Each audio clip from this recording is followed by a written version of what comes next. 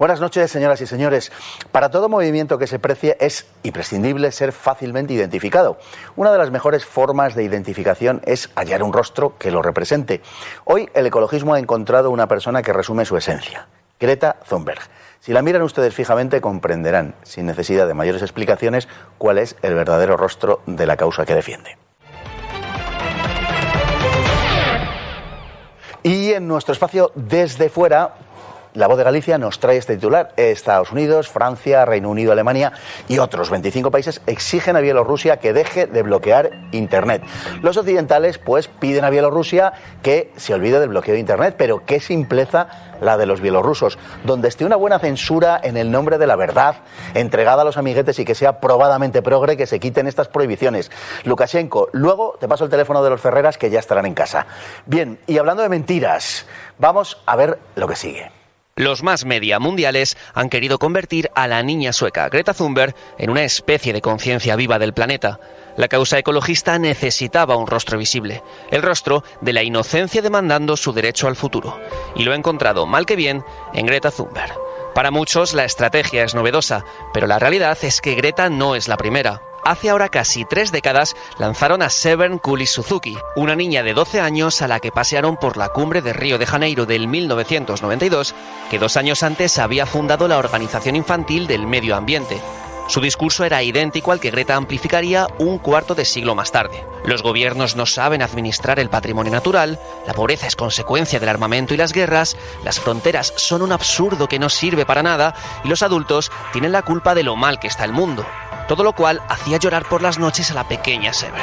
Severn solo incorporaba una nota distinta a la de Greta, el temor que sentía al tomar el sol debido al agujero de ozono, banderín de enganche de la causa ecologista en aquellos albores de los 90. De Severn quedan hoy poco más que un recuerdo difuso y un padre, el genetista y cineasta David Suzuki, que anda pidiendo cárcel para todo aquel que niegue los dogmas del cambio climático. También el padre de Greta está ligado al mundo de la cinematografía, en su caso como actor. Dicha experiencia le ha servido para dirigir la puesta en escena de la niña, sus discursos, sus comparecencias ante la prensa y para modular su mensaje. Su madre, cantante, es una izquierdista vegana. En realidad, toda la trama comienza cuando un activista del ecologismo, Bo Thoren, descubre a Greta gracias a una redacción escolar por la que obtiene un premio periodístico. Thoren convoca a Greta junto a otros niños para un acto en protesta frente al Parlamento de Estocolmo. Pero cuando llega el día, solo se presenta Greta con su pancarta. Inevitablemente, la prensa hace de ella el centro de la noticia. Ha nacido una estrella. A partir de ahí, y con su madre moviendo los hilos desde la sombra, Greta pasa a depender del activista Ingmar Rentzhog, dirigente de la plataforma We Don't Have Time. Greta comienza a viajar por el mundo fuertemente financiada y rodeada de profesionales del marketing, de activistas del ecologismo y apoyada por la consultora de un exministro socialista sueco que financia a las principales empresas energéticas del país. Rentzhog, además, ha sido miembro de la ONG medioambiental de Al Gore, Climate Reality Project, y dirige una consultora que se ocupa de las mayores fortunas de los altos cargos del progresismo escandinavo y de la democracia cristiana como Anders Wijkman y Fridtjof Ingvaina, miembros del Club de Roma y del German Marshall Plan Foundation. El jefe de prensa del entramado del que Greta es solo la cara visible es Daniel Donner, que pertenece al European Climate Fund, financiado por los más importantes grupos bancarios del continente. La consejera de Greta es Lius Marie Neubauer, que pertenece a One Foundation y de la que forman parte, entre otros, Bill Gates, Paul David Hewson, más conocido como Bono, cantante de U2, y George Soros. Greta Thunberg no es, pues, más que el mascarón de proa de un gigantesco entramado globalista conformado por lo más granado de las finanzas internacionales, que persigue la imposición de la dogmática del cambio climático. Tenemos con nosotros hoy, como no, a Alex Lassagne. Muchísimas gracias por estar con nosotros. Sea bienvenido. Bien hallado una vez más, don Fernando. Bueno, yo creía que esto de utilizar a los menores era algo propio de los regímenes totalitarios, porque nos lo habían venido contando desde hacía mucho tiempo, ¿no? Que utilizaban a los niños, a los menores, porque podían manipularnos. Pero vemos que según qué causas, parece que sí se justifica ese empleo de los menores. Yo me pregunto, a la vista de estos hechos, si las ONGs por el maltrato infantil, la ONU, el gobierno sueco, no tienen algo que decir al respecto de la manipulación de una niña de 16 años, que hoy contará yo creo que 17, porque tenía 16 cuando habló en la ONU, ¿Van a permitir que la sigan manipulando así? ¿Van a quedarse de brazos cruzados, como ha pasado con las menores abusadas en Mallorca, que ha pasado aquí también? O sea, todas las instituciones internacionales no van a levantar la voz por el maltrato físico y psíquico de esta niña con síndrome de Asperger y que está siendo manipulada desde hace ya años. ¿O van a esperar a que cumpla los 18, que todavía queda un año más para que ya sea mayor, tenga la mayoría de edad legal y así ya librarse de todo? O sea, no entiendo realmente. Nadie tiene nada que decir al respecto de esto.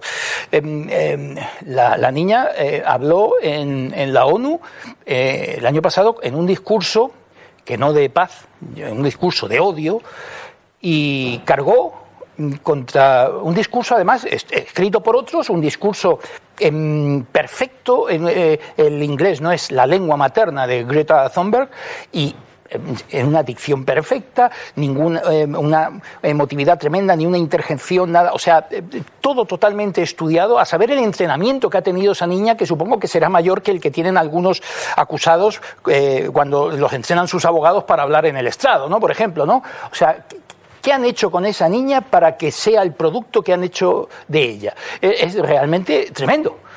No es la primera niña, recordemos el caso de Seven Suzuki, ¿no?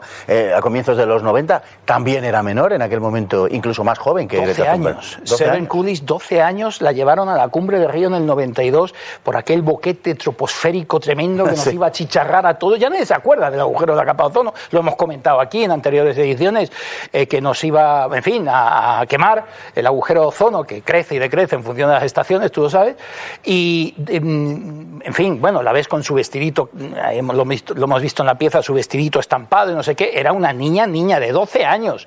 O sea, no tenía conciencia ni siquiera de lo que estaba diciendo en un dictado, que lo estaba leyendo. O sea, 12 años. Además, me da muchísima pena porque su padre, David Suzuki, que es canadiense de origen japonés, es un tío preparadísimo, formado. Él es biólogo, es zoólogo, genetista, es cineasta. Yo en los 80 veía su serie La naturaleza de las cosas. Me parecía una serie redonda, perfecta. Que ahora este hombre haya perdido la chaveta y diga que hay que encarcelar a todo el que no está de acuerdo con él.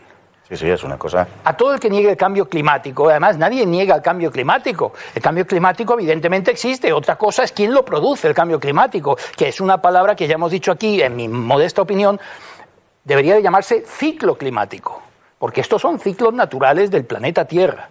Entonces, que pide cárcel para el que niegue esto, como aquí se pide cárcel, esta ley que tenemos ahora, ley de memoria democrática, ¿no?, que se va a aprobar. Vamos a ver, sí. Ley de memoria democrática, y todo el que no esté de acuerdo con la doctrina oficial, a la cárcel. O sea, si tú opinas diferente, a la cárcel. Si lees la historia tal como es y dices que Franco hizo alguna cosa buena, a la cárcel, por ejemplo, ¿no? Sí. ¿No? O en las redes, ¿no? No, si niegas que el SARS-CoV-2, el coronavirus, existe, o que las mascarillas no son eficaces, a la cárcel. O censura. Eso pretenden, y desde luego la censura funciona porque te sacan de todas las redes sociales, te sacan de YouTube, etcétera. Que nos lo cuenten a nosotros, por cierto. Bueno, la cosa es que todo este asunto es un montaje, es decir, es una redacción de una niña, un premio periodístico, una protesta frente al Parlamento, y hoy sabemos, porque además se dijo públicamente, no es una inferencia nuestra, sino que se ha confesado paladinamente que fue todo un absoluto montaje, es decir, que estaba preparado. La prensa sueca e internacional supo hacer muy bien su trabajo. Al más puro estilo Oriana Fallaci le apretó las tuercas a Ingmar Renzo y no tuvo más remedio que confesar que él sabía desde una semana antes lo que iba a pasar, y no se atrevió a decir, pero yo estoy seguro que quería decirlo ya, al igual que Jack Nicholson en aquella película con Tom Cruise, que hace algunos hombres buenos, algunos Few Good Men, ¿no?, que dice, sí, yo maté y ordené matar al soldado Santiago porque era un vago y era un maleante, no sé qué. Pues yo creo que Ingmar Renzo, que tenía ganas de soltarlo ya, de que él no solamente sabía hacía una semana, porque se lo había dicho Bob Thoren, que iban a tener a la niña, porque había muchos niños más. Bob Thoren, que es un activista contra los hidrocarburos, estaba buscando caras nuevas para su cometido y lo encontró en una serie de niños que habían hecho unas redacciones escolares y quería hacer una protesta al estilo del tiroteo de Parkland en Estados Unidos, en el que murieron varios menores. Sí. Entonces tenía varios niños. ¡Qué casualidad! Que el día de la protesta, ¡qué casualidad!, solo aparece Greta Thunberg. Ninguno de los 20 o 30 que había. Sí, sí. Hombre, por Dios, no se lo cree nadie. O sea, no, esto estaba preparado. Le dijeron al resto de los niños, no hay. Y sacaron a la Greta ahí sentadita, acurrucada en la fachada del Parlamento con su cartelito y ya está. O sea, con síndrome de Asperger, pobrecita, niña de 15 años, y así se fabrica un ídolo de pies de barro, evidentemente.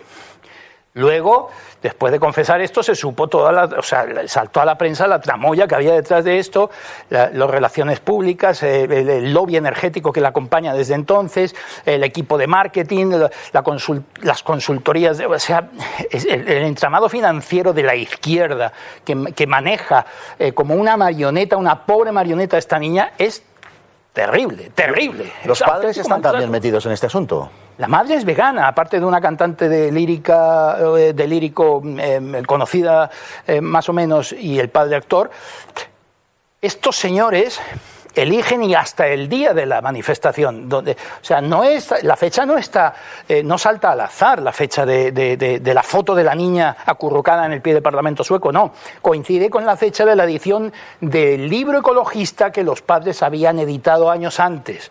O sea, está cogido todo con pinzas. O sea, es un producto de marketing, la pobre niña. Yo aquí reivindico el maltrato infantil, o sea, no me cansaré de repetir, el maltrato infantil que están haciendo con esta niña, que va a quedar igual de tarada la pobre que Severn Cooley Suzuki, que ahora se dedica a escribir libros infantiles. Escribir cuentos, sí señor. Sí. Bueno, y la pusieron en manos de un tipo muy curioso, que es Ingmar Rentzho, que es el personaje quizá central de todo esto, o uno de ellos. Este es, como hemos visto en la pieza, un ex miembro del Climate Reality Project de Al Gore, y tiene una consultora que se llama Global Challenge en Suecia, financiera. Este pertenece al mundo de las finanzas. O sea, aquí no hay ninguno que sea medioambientalista, ecologista, todo esto es un negocio en el que hay que captar a gente para digamos que el capitalismo como tal se está viniendo abajo, hay que encontrar nuevas formas de inversión y lo buscan en las energías renovables. Entonces, todos estos elementos están dentro del negocio verde, pero de las altas finanzas, políticos suecos de izquierdas, etcétera. Y este se maneja como pez en el agua en esta consultora suya que tiene, en la que están metidos todos los políticos de izquierdas de Escandinavia, absolutamente todos, de nombres impronunciables, todos nombres suecos o finlandeses o noruegos. Este es un tipo, además se le ve con cara, en la pieza se le ve con cara de no haber roto un plato en su vida, que esos son los peores. Hay una persona que actuó también de consejera de Greta y que actúa un poco en paralelo, que es la señorita Neubauer, que pertenece a una fundación financiada por destacadísimos personajes que nos los encontramos por todas partes, pero no crean ustedes que de verdad tenemos ninguna manía persecutoria, más bien nos la tienen ellos a nosotros, sino que ahí están metidos Bill Gates, George Soros y en este caso un poco ya más exóticamente, Bono, el cantante de U2. Para comprender esto de Luis María Neubauer, habría que hacerse quizá una pregunta. ¿Qué posibilidades tenía una niña sueca de 15 años con síndrome de Asperger de que de la noche a la mañana su cara saltara a la prensa de todo el mundo, sentada en el suelo del Parlamento sueco con una pancarta, y que todos los niños del mundo la siguieran y apoyaran su causa climática? Pues ninguna. La verdad es que tenía muy pocas papeletas. Pero ¿por qué pasó esto? Porque efectivamente tú has dado ahora la clave de bóveda de este asunto, don Fernando. Esto lo niega la familia y lo niega toda la izquierda. La izquierda actual, que ya sabemos que no es la izquierda de toda la vida, es la izquierda actual, ¿no? Ni derecho a llamarse izquierda tiene. Bueno, Luis María Neubauer es la orientadora de cabecera de Greta Thunberg desde hace años. y es una activista medioambientalista que la controla hasta el más mínimo detalle, la acompaña en todos sus actos públicos, está metida al más altísimo nivel en los movimientos ecologistas y esto explica desde tiempo atrás que tuviera éxito la figura de Greta Thunberg y explica el que no solo se hiciera famosa de la noche a la mañana, sino que la recibiera el Papa de Roma, que Schwarzenegger la invitara a la cumbre de Viena. Tiene mucho que ver en que luego cruzara el Atlántico en un catamarán de BBV financiado por un banco suizo y por la familia real monegasca. Por cierto, catamarán que detrás llevaba un barco de propulsión tradicional con hidrocarburos contaminantes por si se hundía el catamarán, con toda su tripulación. Que esto no lo cuentan, ¿verdad? Así es. Iba el catamarán y detrás iba el barco de seguridad, ¿no? Y esto tiene mucho que ver también en que la pobre niña maltratada, repito una vez más, es un caso de maltrato infantil. Yo aquí no estoy haciendo apología de derechas ni de izquierdas en este caso, estoy abogando por el maltrato, o sea, por acabar con un caso flagrante de maltrato infantil. De que esta niña hablara en la ONU. Todo esto es gracias a los tentáculos de Luis María Neubauer, que lo niega la familia, por supuesto, ya te digo, y lo niega toda la izquierda. Claro, porque ellos tienen que negar, porque si no se les ven las vergüenzas, ¿no? Así es, la verdad es que ha quedado, yo creo que bastante claro que todo esto es un montaje para crear un símbolo, un ídolo, con pies de barra, como bien has dicho, que sea reconocible. Y yo creo que el rostro de Greta Thunberg, la verdad es que representa bastante bien cuál es la cara del ecologismo actual, que no es precisamente la más agradable. Es una cara hosca, es una cara agresiva, es una cara que a veces expresa esos discursos de odio. Pero no solo ecologismo, o sea, porque ahora hemos visto que incluso el feminismo se ha apuntado al barco de Greta Thunberg. Sí, claro. O sea, ahora ya ni siquiera es eco-vegano-animalista, el movimiento EVA, ¿no? Eco-vegano-animalista. Ahora también está el movimiento LGTBI con ella, ella habla directamente del feminismo, en fin, o sea, ya es un baúl, un cajón desastre, y Greta Thunberg vale lo mismo para un gojoto que para un descosido. O sea, si se la manipula de una cosa, ¿por qué no la van a manipular con otro tema, ¿no? Le escriben el discursito y ya está. Bueno, eso pone de relieve también que todo el pack ideológico viene junto y que todo está interrelacionado. Sí. Don Alex, muchísimas gracias por estar hoy con nosotros. Volveremos a tratar el asunto de otro de los grandes santones de toda esta gigantesca mentira, que es el señor Al Gore, y lo haremos con su permiso muy próximamente. Pues aquí estaremos. Un placer.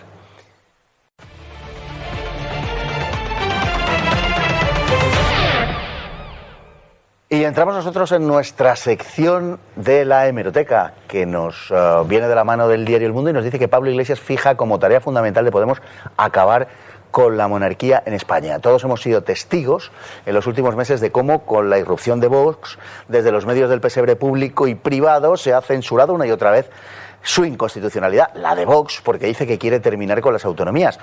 ¿Qué se juegan ustedes a que el discurso de esos mismos medios consistirá ahora en que es legítimo ser republicano?